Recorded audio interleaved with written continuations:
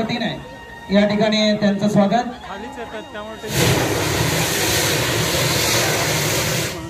आज जे काही उपटसुंब इकडे उभे राहिलेले आहेत बाकीचे सगळे,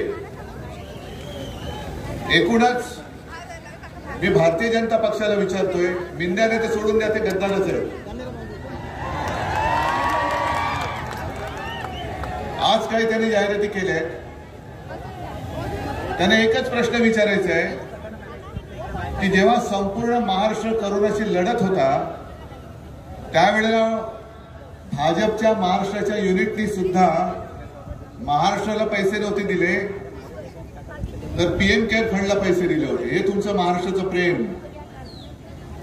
महाराष्ट्र तळमळत होता, औषधं मिळत नव्हती, ऑक्सिजन मिळत नव्हता, हॉस्पिटल्स मिळत नव्हती। आपण संपूर्ण ताकदीनिशी लढत होतो तेव्हा हे सगळे भाजपवाले पीएम केअर फंडाला पैसे देत होते। आणि घोटाळा म्हणजे एवढा घोटाळा आपल्यावरती आरोप करताना त्यांचा एक उमेदवार तिकडे पश्चिम महाराष्ट्रात उभा आहे, त्याच्यावरती आरोप आहेत, हायकोर्टाने ताशेरे मारले, गोरे त्याचं नाव, मृत व्यक्तींवरती ते जिवंत आहेत असं दाखवून उपचार केले आणि त्याचे पैसे हडप करणारा हा भाजपचा उमेदवार। मग माझ्याकडचे उमेदवार बघा ना, इकडे लीनाताई आहेत, नितीन तर तुमचाच आहे, आपलाच आहे, तिकडे मनोहर भोईर आहेत, तिकडे स्नेहल जगताप आहे, प्रसाद भोईर आहे। हे सगळे हाकेला कधी तुम्ही हाक मारा, हाकेला ओ देणारी माणसं आहेत, धावून येणारी माणसं आहेत। मी मुद्दामून इथे आलो कारण मला गद्दाराला गाडायचंच आहे, कोणत्याही परिस्थितीत गाडायचं। आणि नितीन, तुम्ही एका गोष्टीची आठवण करून दिली की मी ज्या क्षणी वर्षा सोडला आणि मी माझ्या घरी निघालो मातोश्रीला, मला तेव्हा पहिल्या प्रथम कोरोना झाला होता। डॉक्टरने सांगितलेलं एक तर ऑपरेशन झालेलं, डॉक्टर म्हणाले उद्धवजी काळजी घ्यायला पाहिजे कारण ऑपरेशन झाले, त्याच्यात कोरोना सारखा भयानक जो काही आजार आहे तो झालाय, तुम्ही जनतेत जाऊ नका। म्हटलं जनतेत जाणार नाही तर कुठे जाणार। मी निघालो, एका क्षणात वर्षा सोडला आणि मी मातोश्रीकडे निघालो। रस्त्यात तोबा गर्दी होती, अनेक जण आज सुद्धा मला सांगतात की उद्धवजी त्यावेळेला आमच्या घरातले सगळेजण रडत होते, आम्ही कोणी जेवलो नाही, आम्ही त्या रात्री झोपू शकलो नाही। हे सगळं महाराष्ट्र प्रेम मी एका बाजूला अनुभवतोय, त्याच क्षणी हा गद्दार टेबलावरती हातात दारूचा ग्लास घेऊन नाचत होता।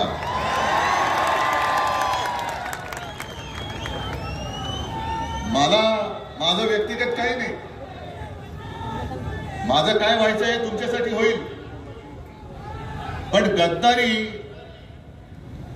सेलिब्रेट करणारा हा आपला आमदार होऊ शकतो। बाकी दादागिरीचं माझ्यावरती सोपवा तुम्ही इथून नितीनला निवडून द्या। याला सांगतो तुला खडी फोडायला नाही पाठवलं ना,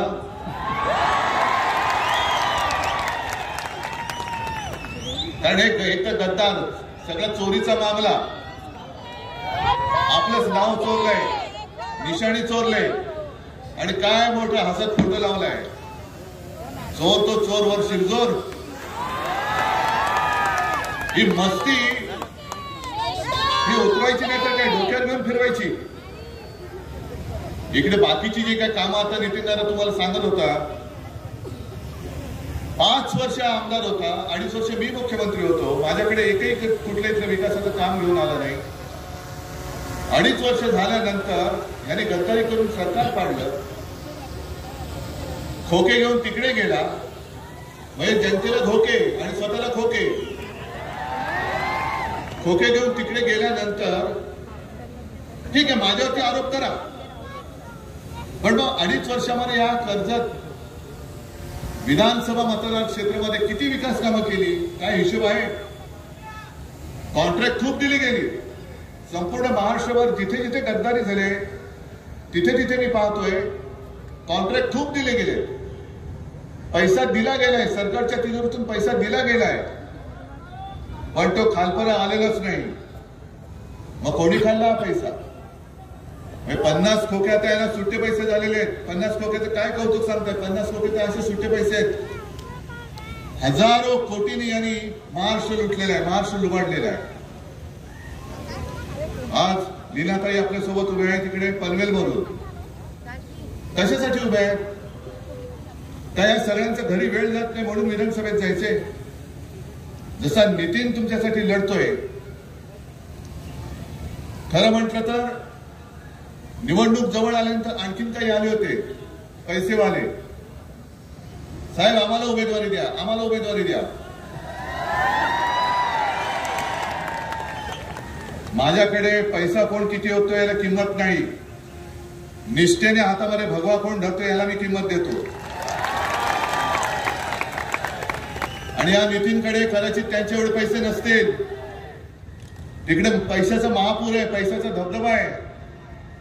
पण या पैशाच्या महापुरामध्ये तुम्ही तुमच्या निष्ठेचा खडक वाहून देणार आहात का पहाडासारखे उभे आहात? किती महापूर येऊ दे, आणि महापूर येतो आणि जातो. आता पैशांचा बाहेर येईल. पैसे देऊन मत विकत घेणारी ही अवलाद महाराष्ट्राला काय सुख देणार, काय समाधान देणार? आणि पैसे आत्ता देतील आणि सगळीकडे होर्डिंग लागले, तुमच्याकडे लागलेत का? लागले. केले काम भारी, लुटले तिजोरी, केले गद्दारी, पुढे लाचारी.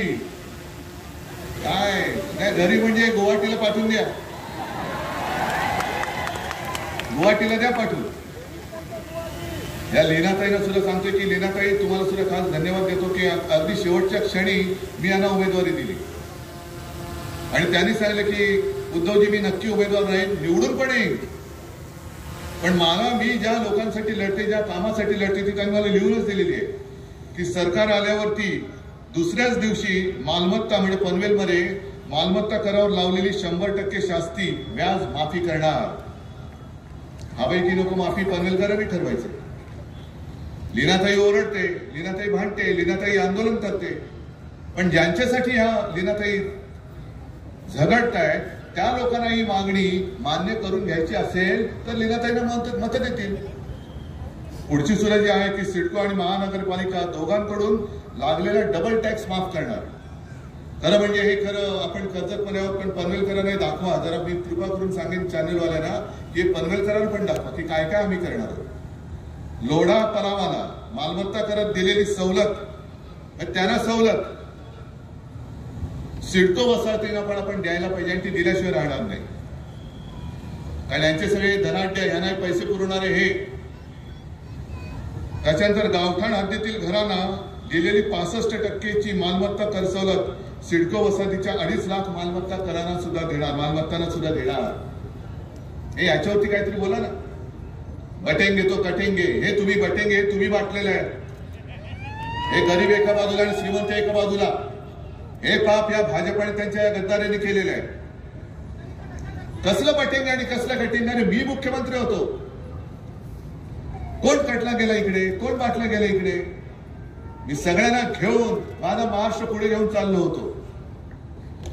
मी कुठेही ना करोनाच्या उपचारामध्ये भेदभाव केला ना विकास कामामध्ये भेदभाव केला.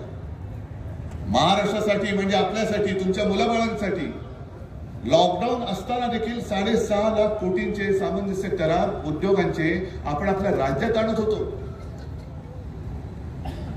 आणि आपल्या सरकारने गद्दारी करून पाडल्यानंतर हे सगळे उद्योग आणि आपल्या महाराष्ट्रातले उद्योग कुठे घेऊन गेले? जा नोकरीला, जा तिकडे, तुम्ही इकडे द्या या गद्दाराला मत आणि जा गुजरातला ढोकळा खायला. काय कशासाठी तुम्ही करताय? बरं, या सगळ्या गोष्टी पुन्हा मत मिळण्यासाठी पैसे तर दिले जातात असं मी ऐकलंय, पण गुंडागर्दी आणि दादागिरी चाललेली आहे, दहशतवाद. 4 दिवस राहिलेत सुखाने राहा.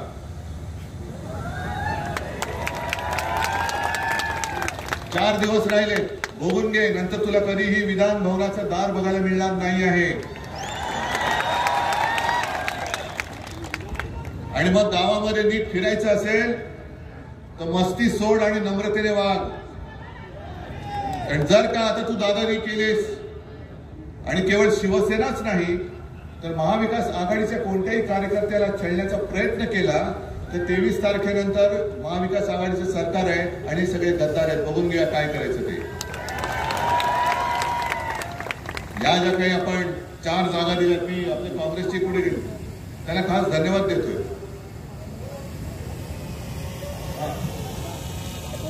यांना खास धन्यवाद देतोय कारण पूर्ण ताकदीने आपल्या या 4 शिवसेना उमेदवारांच्या पाठीशी हे त्यांना विजयी करण्यासाठी उतरलेले आहेत. आणि मी त्यांना शब्द देतोय की तुम्ही जे काय मला मदत करताय ना, सरकारी येऊ द्या, मी ही मदत वाया जाऊ देणार नाही. आणि हे स्वतः उमेदवार आहेत तिथले असंच समजतात. याला म्हणतात एक निष्ठा, याला म्हणतात महाविकास आघाडी. आणि जे जे कोणी अपक्षाला असेल किंवा आणखीन कोणाला असेल त्यांना मदत करतायत ते सगळे महाराष्ट्र द्रोही आहेत, ते सगळे गद्दार आहेत, हे आज मी जाहीर करतोय. अगदी शेका पक्षाच्या जयंतरावांना सुद्धा सांगतोय की जयंतराव, तुम्ही असा विचित्र काहीतरी कारभार करू नका. अलिबागमध्ये मी माणुसकी दाखवली, तुमच्या कुटुंबियांसाठी मी जागा सोडली.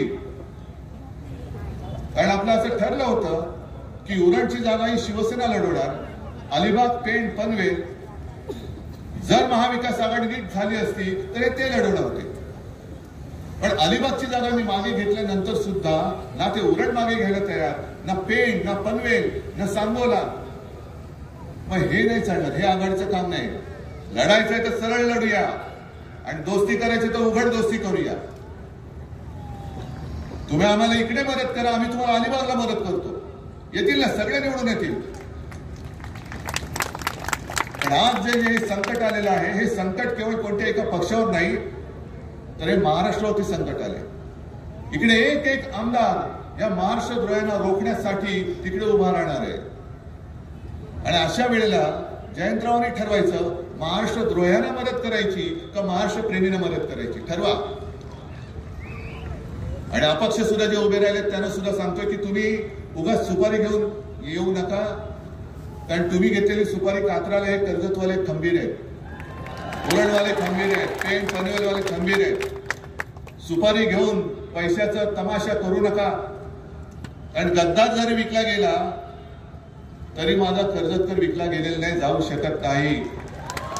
कारण तो जर विकला गेला असता तर या भर उन्हामध्ये सकाळपासून माझी वाट बघत इकडे हा थांबलाच नसता, आलेच नसते. या माता भगिनी सुद्धा आल्या नसत्या, नाही बांधव इकडे आले असते. काय हे घेऊ शकत नाहीत खोके? ज्यांनी खोके घेतले ते तुम्हाला काय आमिषे दिलेले नाहीत त्यांनी. पण तुम्हाला माहितीये की जो स्वतःच्या पक्षाशी गद्दारी करतो, ज्याला तुम्ही गेल्या वेळेला माझ्याच पुढे मत दिलं होतं, तो आपल्याशी गद्दारी करू शकतो, तो उद्या तुमचं काय सगळं आयुष्य सुजलाम सुफलाम करू शकतो असा विश्वास आहे तुम्हाला? ज्या काही गोष्टी आपण वचननामे दिलेल्या आहेत, मुलींप्रमाणे मुलांना मोफत शिक्षण मी करून दाखवणार. महिलांना ज्या ज्या सरकारी बस सेवा आहेत त्या सगळ्या सरकारी बस सेवेमधून मोफत प्रवास मी देऊन दाखवणार. शेतकऱ्याला पुन्हा कर्जमुक्त मी करून दाखवणार. अगदी इकडे जरी नसलं तरी मराठवाडा आणि इतरत्र जो काय आहे विदर्भ बाकीचा भाग, सोयाबीनला 7,000 रुपये हमी भाव मी देऊन दाखवणार आहे. 25 लाख पर्यंत कॅशलेस मेडिकल सेवा ही आपण देणार आहोत. सरकारी कर्मचाऱ्यांना जुनी पेन्शन योजना ही आपण लागू करून देणार आहोत. कितीतरी गोष्टी करायच्या आहेत, उद्योगधंदे इकडे आणायचे. आता मी हेलिकॉप्टरने येताना बघितलं की प्रचंड मोठा एअरपोर्ट होतोय. आता इथल्या जमिनीला भाव येतील, पण हे भाव आल्यानंतर तुम्हाला जर का फसवलं गेलं आणि इथली जागा जशी मुंबई घशात घातली गेली तशी इथली जागा पण कोणाच्या घशात घालतील? कोणाच्या? जरा मोठ्याने बोला ना, तुम्हाला कळले की नाही? आले ना हे अदानीचं भूत तुम्हाला दिसायला लागले की नाही? काय करणार तुम्ही? तुमच्या 7 बारावर लिहून टाकलं अदानीचं नाव, कोणाकडे दाद मागणार? आणि तेव्हा जर का हे गद्दार बूट चाटे हे त्यांचे बूट चाटत बसले तर तुम्हाला न्याय कोण देणार? मग तुम्हाला इथे रोजगार हवेत की नको आहेत? जे नितीन बोलले ते तुम्हाला सगळ्या सोयी हवेत की नको आहेत? लीलाताई ज्याच्यासाठी भांडतात ते प्रश्न सोडून हवेत की नको आहेत? आणि मग हे करायचं असेल तर मग मशालीशिवाय दुसरा पर्याय नाही. मशालीशिवाय पर्याय नाही. काँग्रेसला मी उघड धन्यवाद देतोय की या जिल्ह्यामध्ये एकही जागा आपण काँग्रेसला देऊ शकलो नाही. तरी आणि हा समंजसपणा जसं काँग्रेसने इकडे दाखवलाय तसं आपण पूर्व विदर्भात दाखवलेला आहे. आपण तिकडे नाही तशा जागा लढवतो. पण आता तुझं माझं करण्याची वेळ नाहीये, हे आपलं आहे. आणि आपलं जर कोण लुटत असेल तर आपण एक होऊन त्याला ठोकला पाहिजे आणि आपला महाराष्ट्र वाचवला पाहिजे. म्हणून महाविकास आघाडी निर्माण झालेली आहे. मग तुम्ही एवढ्या उन्हात आलेला आहात, या नुसत्या भगव्या टोप्या आहेत की मशाली आहेत? या मशाली धगधगलेल्या आहेत का नुसत्या हातातल्या थर्माकोलच्या मशाली आहेत? पेटलेल्या आहेत. मग हे चारही उमेदवार रायगड मधले चारही पाचही काय स्नेहलताई, हा स्नेहलताई, या चारही जागा आणि नितीन आणि तिकडे सर्व सगळीकडे गद्दारच गद्दार आहेत.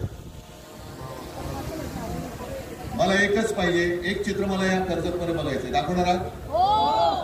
जसं माझं सरकार गद्दारी करून पाडल्यानंतर हा गद्दार दारूचा ग्लास घेऊन टेबलावरती नाचला होता, तसा पराभव करून इथे माझा कर्जतकर नाचला पाहिजे.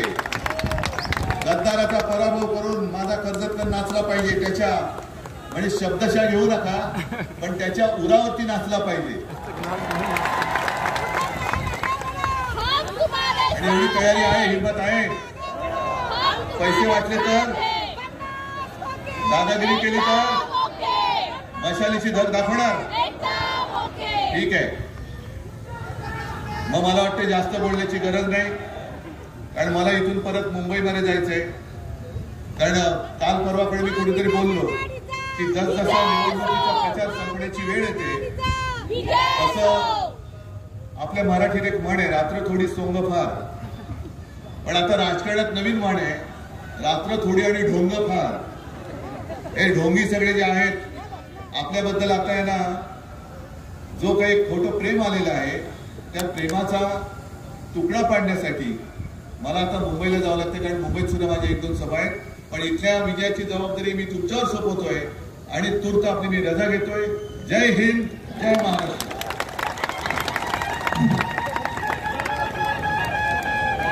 आपलं कर्जत न्यूज चॅनलला लाईक, शेअर आणि सबस्क्राईब करायला विसरू नका.